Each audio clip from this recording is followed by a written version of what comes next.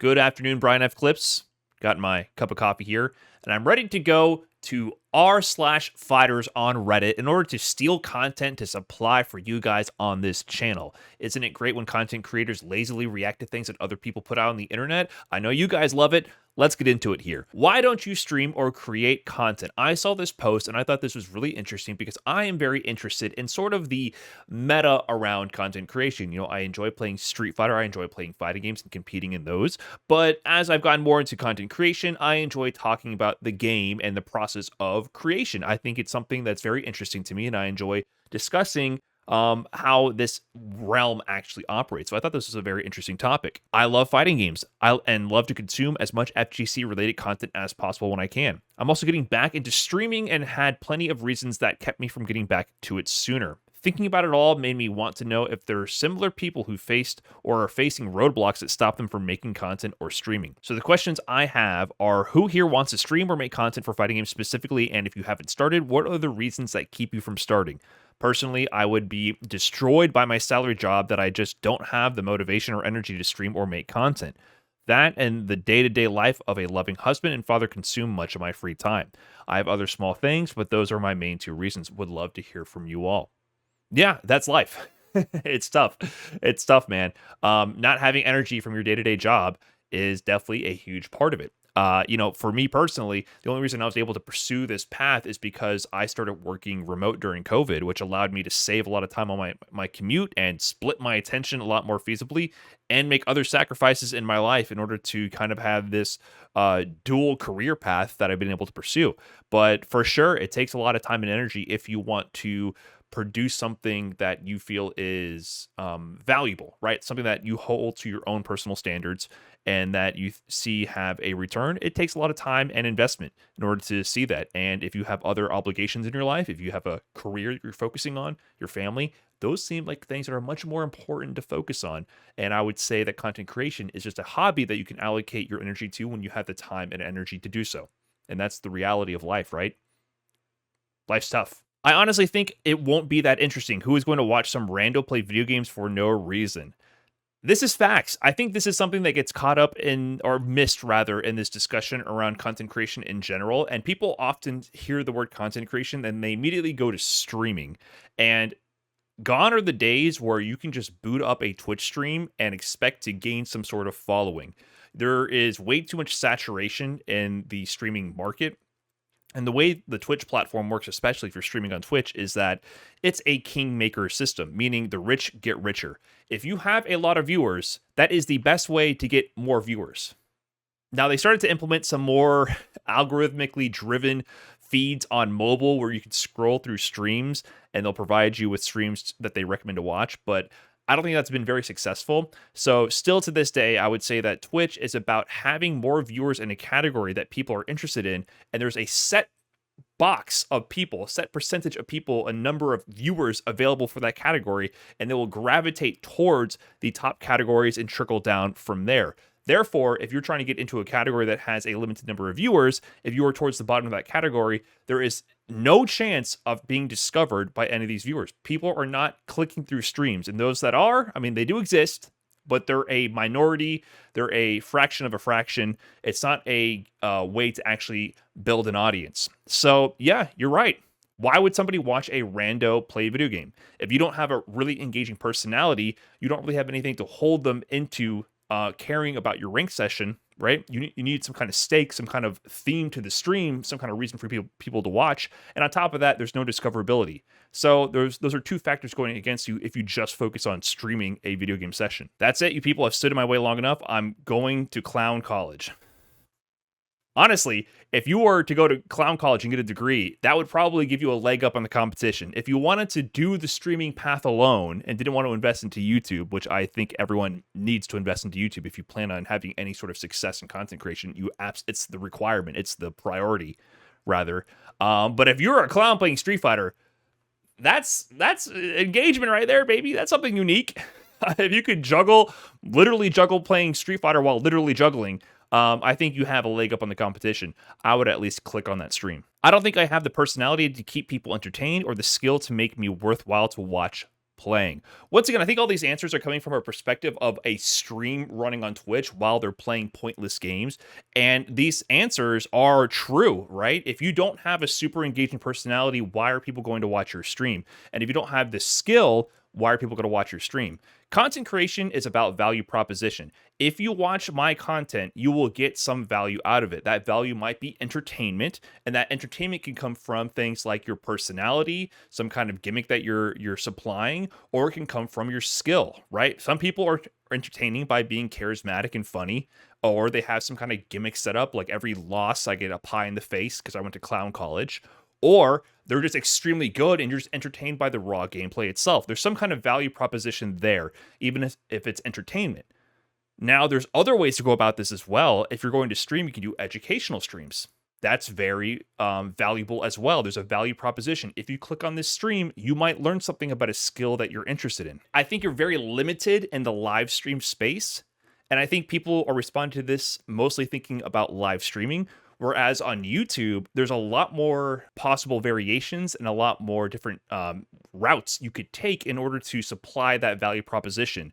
And then you make a promise with your thumbnail and title, and you deliver on that promise in the content itself. And there's a lot more ways you can go about expressing that value proposition. All right, similar race and replies here. And that's the tough part about fighting games. There's no real space for casuals to exist really in the content creation and streaming space. You're expected to have the top rank in whatever game you're playing and have all the information to nerd the fuck out with every small interaction in your gameplay, or have discussions on the level of a Yale professor about fighting games.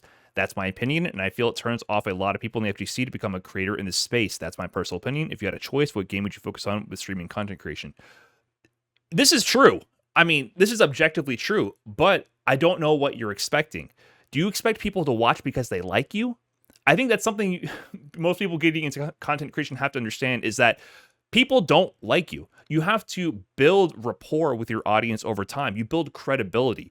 And that's one of the paths that I took when I started doing content creation, is that I started off making tutorials on YouTube, and I would tweet at people that were known in the community, and I would say, hey, here's a tutorial covering Balrog. I was a Balrog specialist in Street Fighter 4. I had developed a skill anonymously for years, competing in tournaments, no content creation, no presence whatsoever in the online space. And I knew I had developed something that other people might not have. I was a very strong Balrog player in my own right at that time. And then I started to try to figure out how I can package this for YouTube content to teach other people this skill. I then distributed that to people who were known in the community. I got some retweets from that. When Street Fighter V then released, I took that skill of building tutorials and I applied it to Necalli and Street Fighter V, and that started to grow as well. While that was growing on YouTube, it then allowed me to start streaming at the same time and funnel that audience from YouTube to my Twitch stream. And I kind of kept this cycle going of building credibility as being someone who knows what they're talking about a little bit by demonstrating my credibility by supplying value in the education and the tutorials that I created. And that kind of, fed into itself, created a feedback loop that allowed me to grow. Now I'm at the point where I'm sitting here reading a post on Reddit, because people have grown to be attached to the brand that I've created and the persona that I put out on screen. And that started from a source of credibility, right? I couldn't do this right here day one. Nobody would care. Nobody likes you. Nobody likes me, right? You don't come out of the womb and people go, wow, you're so amazing. You're so charismatic. I enjoy your presence. Some people have that gift of gab, okay? Some people have it. They're entertaining. They have an infectious personality. That is not me. That is probably not you, right? So I think, once again, understanding what value you're going to give people is very important. And if you don't have any value to give people, why are you creating content? What do you actually want to make?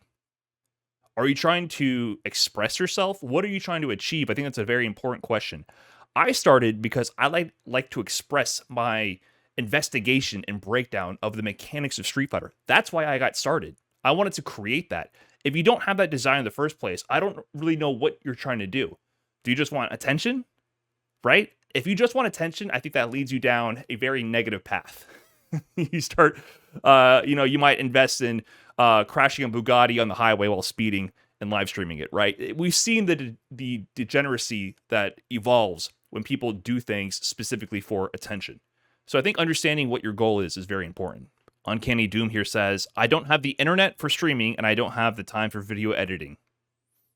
Those are two big hurdles for sure.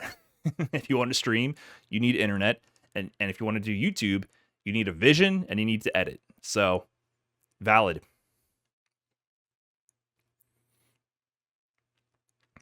Okay, let's see here. I've considered it now and then, particularly back during the hype for Street Fighter 6's launch, but really I just don't have the time to dedicate to it. In my opinion, it is very difficult for most people to have any meaningful level of success as a streamer without a regular schedule with a decent amount of hours put in. And I'm realistically just not going to set aside that much time after work or on weekends around family time and having some other hobbies. There are some people like Brian F., who can be great while working a job and having other obligations, but they typically are clearly dedicating their life outside of work and family mainly to streaming and the games much more so than I am prepared to do. I think it also makes sense for someone thinking about going into streaming to think about what they might be able to bring to the table that would attract and keep viewers compared to other streamers. It seems to me that most successful FGC streamers or content creators are either one, current or former high-level players and or commentators, two, people who are very good at putting together interesting instructional video streams or other more packaged or planned content, or three, someone who has some external draw, such as already having a large following for other games or content areas, being a VTuber, etc. At the moment, I'm just a 1500 to 1600 MR Honda player in Street Fighter 6 that dabbles in a handful of other current and past games. And I don't have anything particular in mind to stream other than commenting while I play Street Fighter 6 and occasionally other stuff. I don't suspect that would be very interesting until I was able to develop something more entertaining and unique. I think this is a really insightful comment, and I think this is the reality of the situation. It's interesting they named me specifically, and it's true. I don't have very many other hobbies.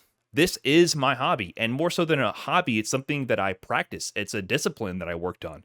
And like I said before, I was able to dedicate more time to this specifically because I went to work remote over COVID.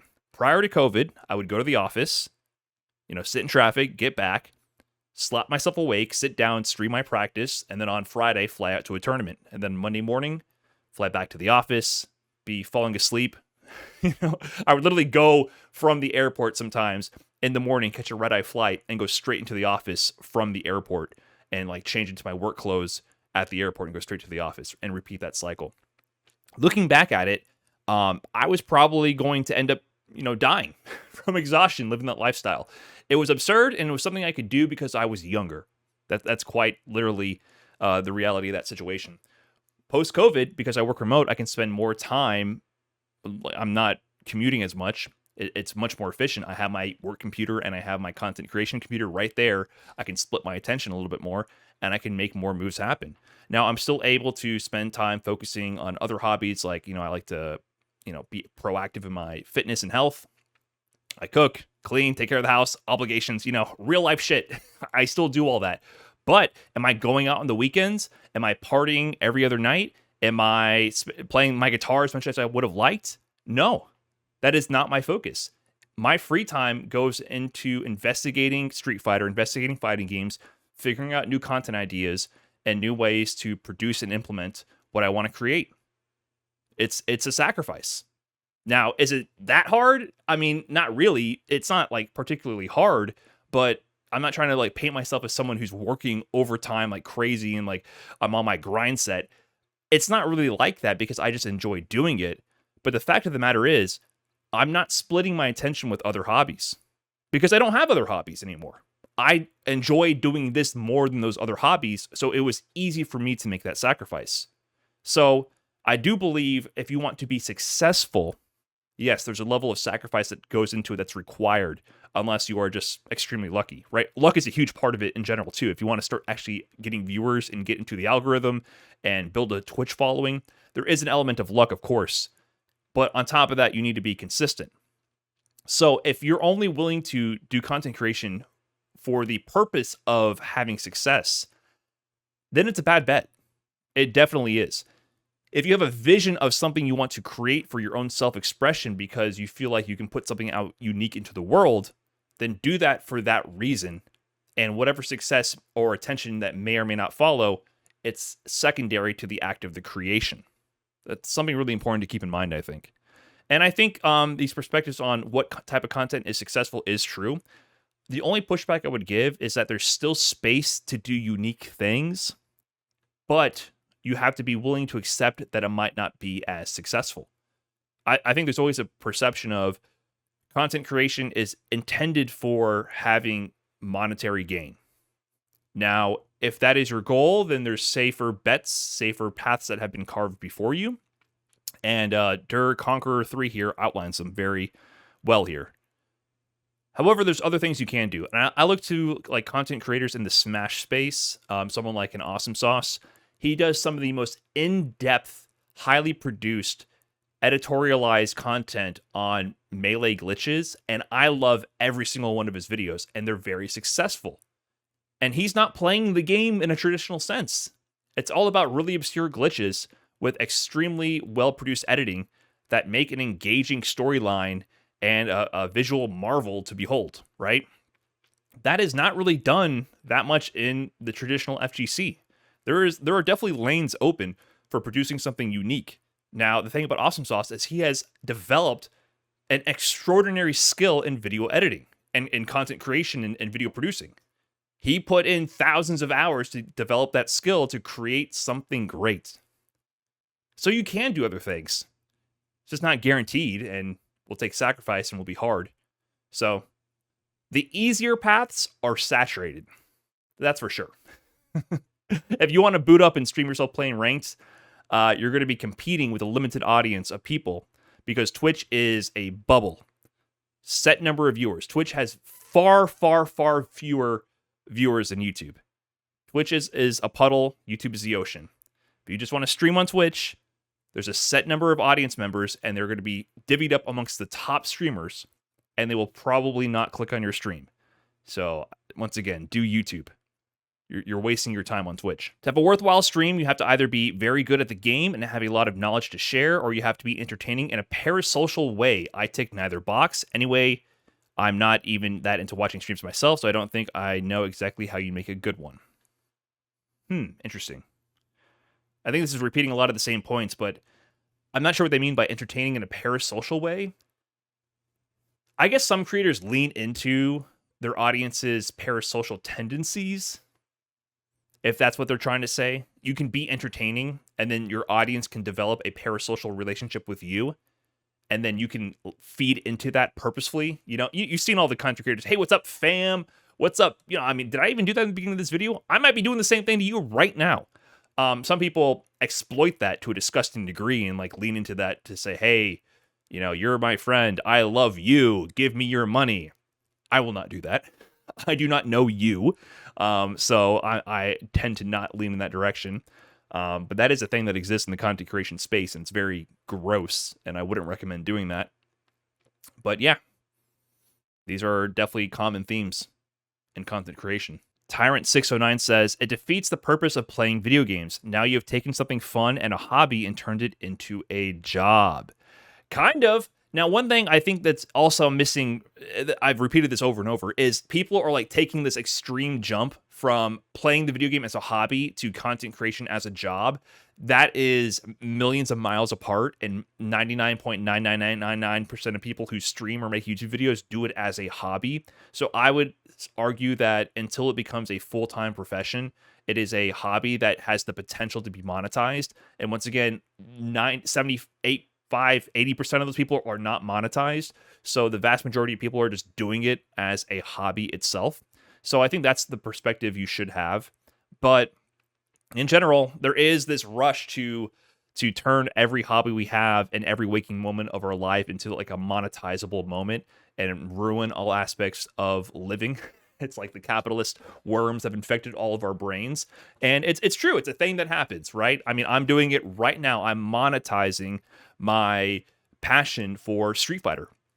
There is pressure there, right? I pay my editors. There's exchange of currency occurring. I do have motivations based on monetary incentives to justify the amount of time I spend on this. That is extremely prevalent in the decisions I make. I can't deny that, right? Would I spend this much time doing what I do if it didn't return any income whatsoever?